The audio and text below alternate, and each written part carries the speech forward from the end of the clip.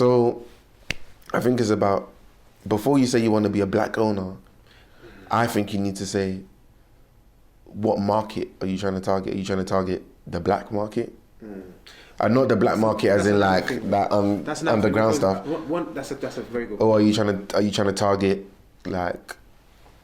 That's a good point, because sometimes I think when we say things like black businesses and black owners, you see but everyone thinks that it's for black people. Yeah, I'm not saying that. Good. But what I do appreciate is that there are black owners that we don't necessarily put on a pedestal for whatever reason, whether they're hairdressers, whether they have like the caterers. Like for some reason, like nobody talks about these people as if they're owners. It's almost as if they work for someone, but they work for themselves. Anyway, those particular examples I gave are typically serving other black people. But for some reason, when we say black ownership, it's like that's the only thing we can do. I'm not saying that. It's a taboo. I don't even think we should say black ownership. I think you should just say ownership. Do you know what I mean? What separates you from another owner? Like, let's say, okay, an Asian person who owns a corner shop. You're both owners. Because the word black ownership, what we're trying to say is that there's not a lot of black owners. So we've given it the phrase black ownership. But really what people should be thinking is, what markets can I target? Because if you say black ownership, like, okay, what type of markets are we talking about? Are we talking about? Okay, let me give you an example. I must have gone to everyone that knows me knows I think Croydon is like a strange place. It's like the Narnia of London. It's just like, that's how I feel. It's alright. You're from there, so it's alright. I must have gone to a shop in Croydon. This is a corner shop here, and there was basically an auntie that was at the thing, and I was like this. I've never seen this before. You've never seen a black person, let alone a woman with black skin and a African heritage that was basically running the shop. Bro, I'm so sorry. As far as I'm concerned, that's a black-owned business. Like, I know it's taboo. You said it's taboo to say, but in my mind, that stands out to me. Like, I don't think it's bad to call things what they are, especially if they're rare, because that's you know what I'm trying to say. So as soon as I saw that, I was like, right, this is a black-owned. If I'm one of them people that puts things on social media, I'll be like, yeah, this is what we need, more black-owned off licenses or whatever. So why? Because, fam, I've never seen that before. Like, and. But why do we need it? Why do we need it? Because, fam, if I'm growing up Peckham's another example. There's no black-owned off licenses that I know in Peckham. Do you get what I'm trying to say? So if I'm growing up and I'm a young person in Peckham and I wanna, for whatever reason. That's what I'm saying. Who wants to do that? That's the problem we have. That's who what I'm wants saying. to do that? Why not though? Why can't we have black-owned off licenses? Why not? It's the same way people look down at caterers and hairdressers. Why can't we have that? No, but the thing is, people want to do that. The reason why there isn't black people owning corner shops is because nobody wants to own a corner shop. Only a few people. But why don't they want to own it? As in, when we're talking about corner shop, like a convenience store, like selling sweets and but why don't they want whatnot. to own it? Is there anything wrong in owning it? Is that a market that black people? No, is that a market that owners want to target? Why not?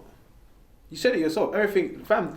Or you know, forget even off license barbershops in these areas. Yeah. They're right next, chicken and chip shop. They're right next door to each other. No one's out of business. Have we noticed this? Like, the session came and it went, and those businesses, as far as I'm concerned, were booming. So for me, when you say black ownership, all of the barbers we go to are black, right? Majority of them are black. Some people, I know black people who go to like. Okay. Yeah, but whatever. So there we go. There's loads of. So when you're saying, oh, there's not black-owned businesses, there's loads. That's my Are we point. talking corporate black businesses, or are we talking ownership? That's my point. We need to. Let me rewind. You see, when I asked you the question, I was like, you said how you think a lot of people say they want to be owners, but we don't see business plans. And my thing is, and then you said, oh, how many black businesses do we see, and try to emulate? Exactly. So my issue is, there are a lot of black businesses, whether or not we think they're the most high-flying, whatever. Oh, okay, yeah. Emulating them. But that's the thing, though. Because if someone is smart, they will say, okay, there's X amount of houses in this particular area. Yeah. These houses can get cleaned.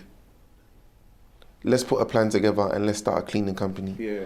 Because of the area that these houses are located in, we can charge a higher price. Let's do it. Build some capital, go.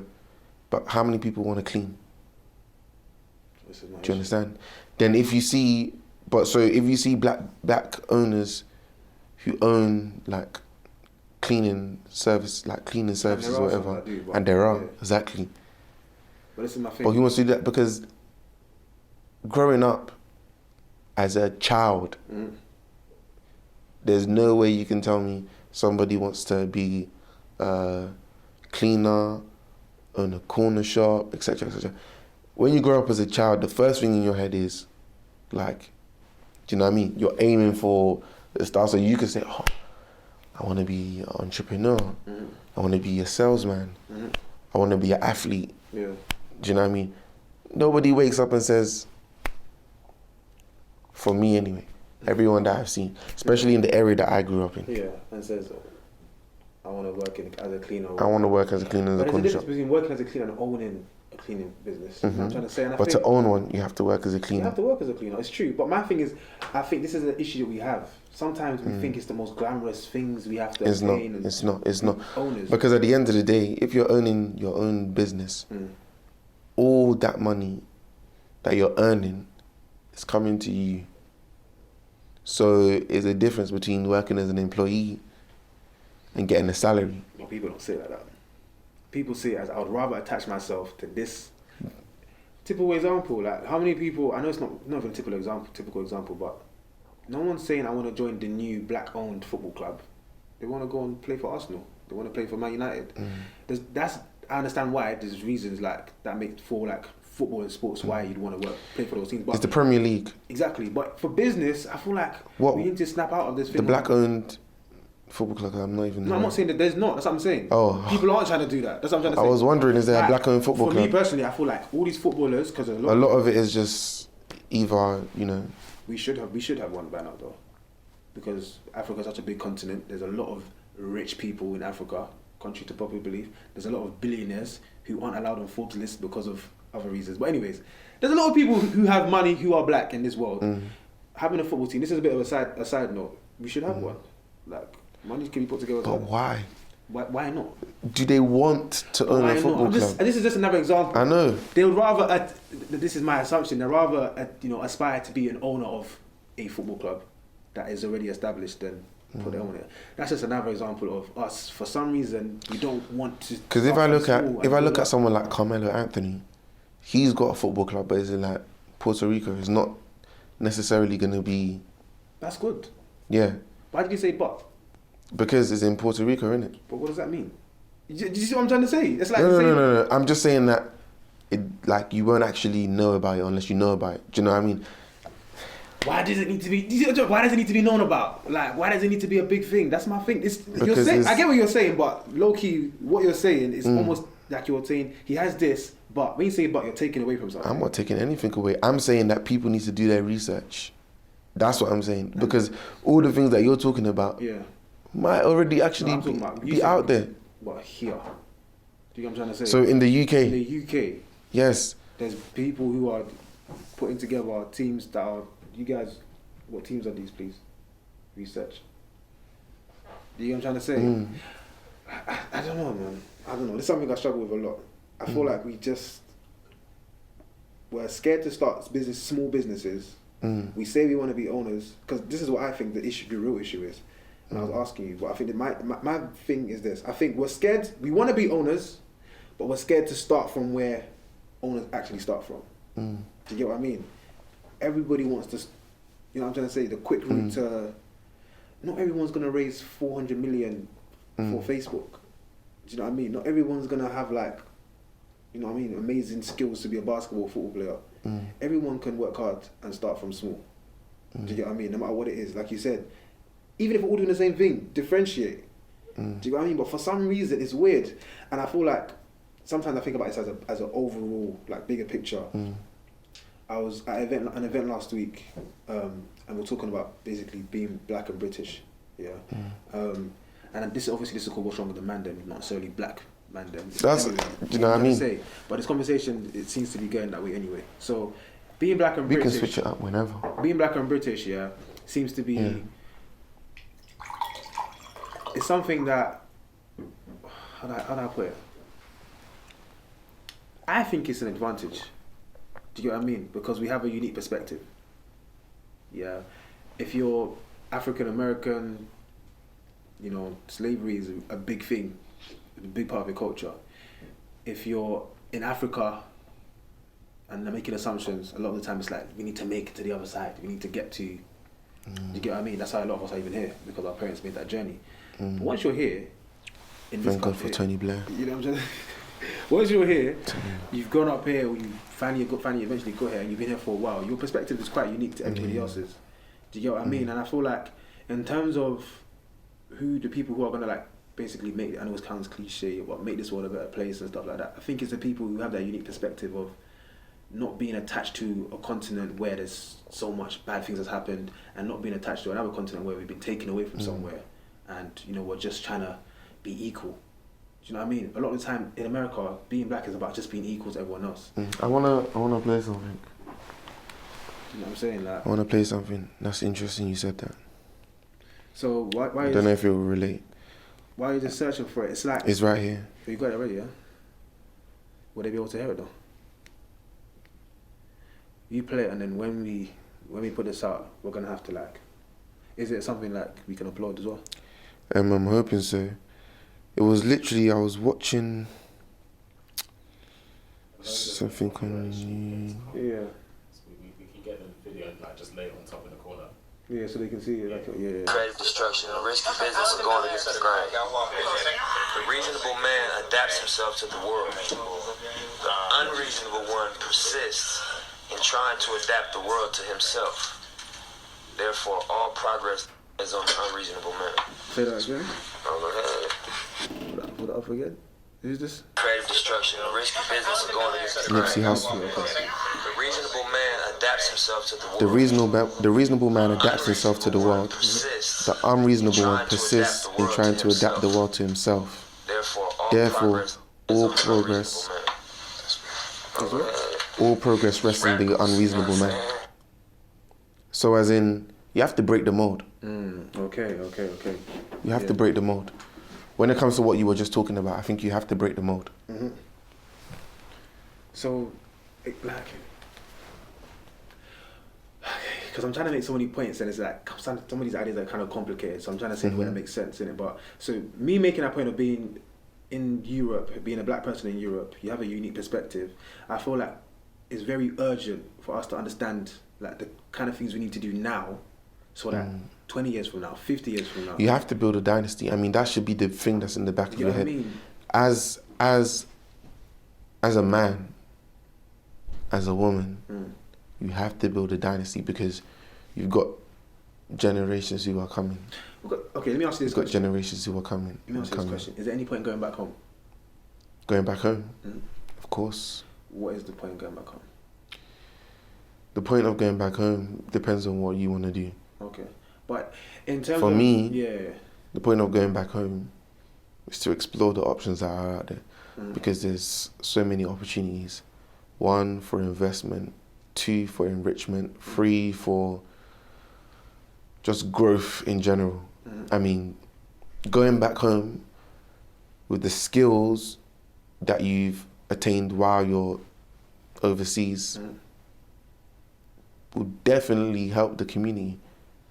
This is where we now get to a crossroads. Definitely help the community. It will definitely help them. But sometimes before I say this, sometimes I hear these situations and it almost sounds like we're like Salvation Army going back home. Nah, bro, these men are doing bits there themselves. You don't understand. Someone who comes from Nigeria, or from back home, so it could be Ghana, it could be Sierra Leone. For all I care, it could even be somewhere in Asia.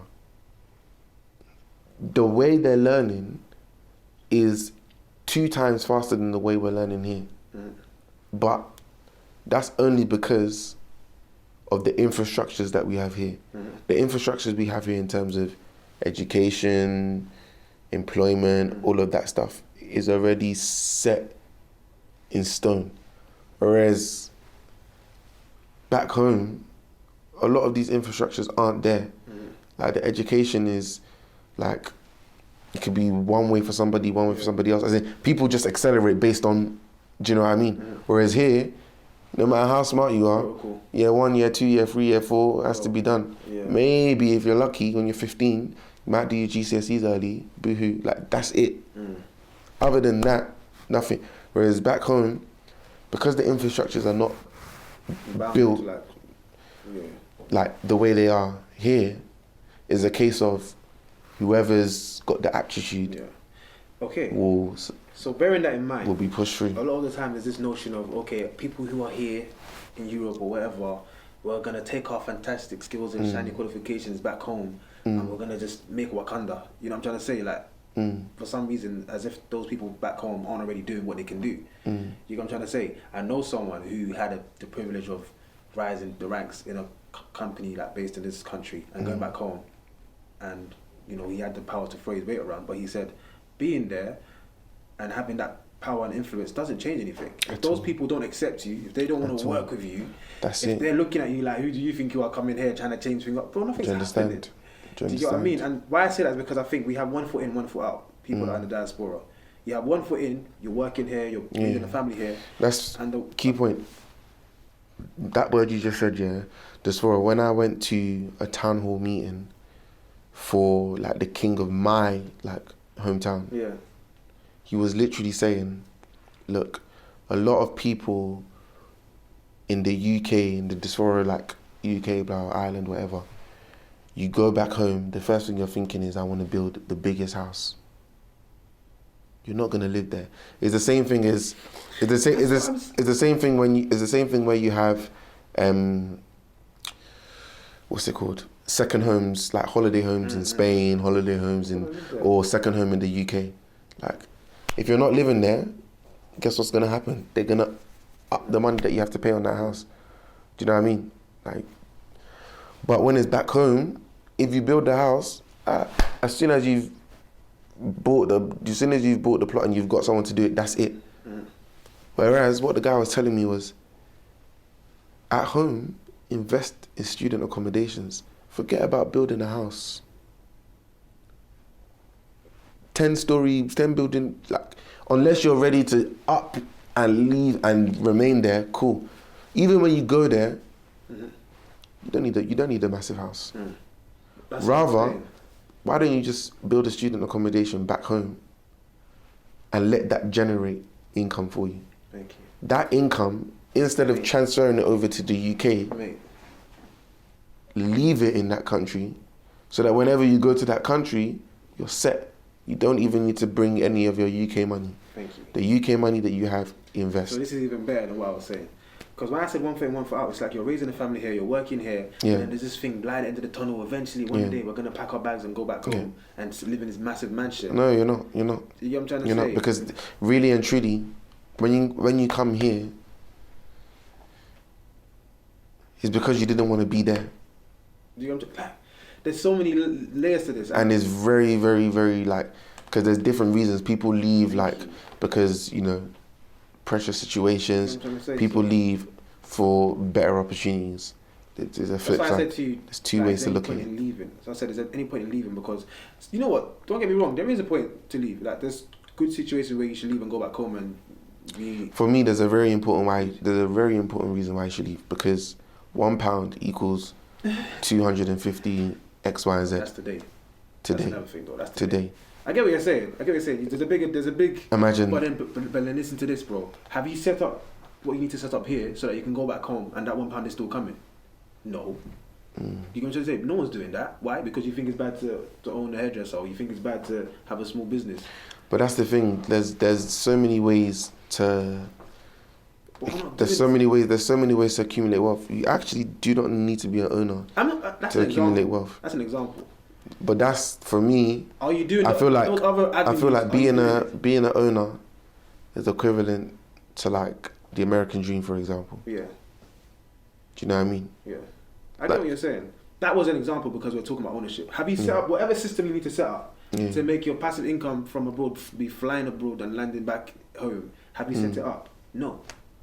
Do you get what I'm trying to say? Why? Because you have one foot in, one foot out. You're here, getting money here, and you're just piping it back home to build this house that you're not going to live in for that long. So if we look at an example of, like, let's say like 04 or something like that, I'm very sure that, like, Eastern Europeans, especially Polish people, contributed to like, I don't know, a percentage of the GDP in the UK. Yeah. Why? Because they are hard workers. Yeah.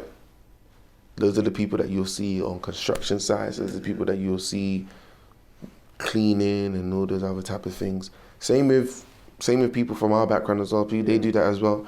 But what I'm saying is they solely did that to then funnel the money back home. Whereas I think that if we're specifically talking about like our people, not everyone. The strategy is not. Yeah, it's not. But that's the thing though, because there's so many different factors when you look at it. Like, you come here to generate wealth and then take it back. And then along the way, like, you need to buy a house here. But do you? You need to buy a car here. Do you? You need to get your children through education here. Okay, that one okay. Okay. But like, you need to, do you know what I mean? So really and truly, as they're generating the wealth is getting spread on different things. That's why so many people had so many children. Because the more children you have, the more eventually the more wealth you generate, apparently. That makes sense. What I'm saying is like, because children are basically like were deemed as investments. That's the next best thing you can do. That's probably the best. Just be popping them out. What I'm trying to say is like, because I did say, is there any point in going back home? Obviously, there's a point in going back home, but it's like, I feel like our strategy. I don't feel like we come up with a strategy. I remember in uni, for example, someone put it up on the website. It was a Chinese student. He said, "Oh, I'm trying to learn English." Okay, he was like, "I can either pay you to learn English, or you basically learn Chinese." Yeah. Was it Mandarin or whatever? Yeah, cool, Mandarin, cool. I should know that. So then I said, you know what? Okay, Bunny, I'll go and learn Mandarin because the way you're trying to pay is nothing anyway. And I started speaking to him, and the first thing he did, I realized he didn't want to learn English. He just wanted to know somebody who spoke English well. What did he say to me? Bro, can you read this thing for me? What was it? Oh, it's the license to sell food in this country. He's here on the student visa, and he's already thinking about how to get money from here to there. Do you get what I'm trying to say? And I started to realize that was the culture that was expected. So you know how our culture is kind of like go to uni, and their culture is come over here or wherever the country is and find a way to get the money from point A to point B. You know what I'm trying to say? There's a strategy. Whether it's the culture that's brought that about or whatever, I don't know. But there's a clear strategy in mind. He's not trying to live here. He's got family back home. Everything's back home. That's how I'm saying. But how many people from are trying to live there? Like live home? That's what I'm saying. How many of us are trying to live home? But we act like we are. We keep on saying this thing of we're going to go back home, but I don't think, is there any point in going back? Because we're not. Our actions don't say that. The same way you said there's no business plan for the business you want to start, bro. I don't see no exit plans, bro. There's none. So for the business plan that people want to start, if they don't have plans, they won't be able to execute. They're not going to execute. Yeah. The same with exit. If we're going to be here and then eventually go back home, there's no... And sometimes people say, oh, it's because, Africa's a large continent, so there's different cultures. There's people from Ghana, from Nigeria, from... Even within our own cultures, we don't have any set program going on. Like, it doesn't have to be like an official thing, but there's no like, okay, all the people who come from this place, they tend to get jobs in this area or in this particular field, and they just send their money back home into things like student accommodation or investments, and then they're eventually going to go back. It just seems like we're coming here, we're working for a bit, save some money, put money into a house that you're not even able to monitor the land, so then contracts, and before you know it, all sorts of dodginess has gone on. By the time you get back home, the house that you thought was a mansion is a 1-2-bedroom apartment. You know what I'm trying to say? Like, these things happen time and time again, and I think it's because, like I say,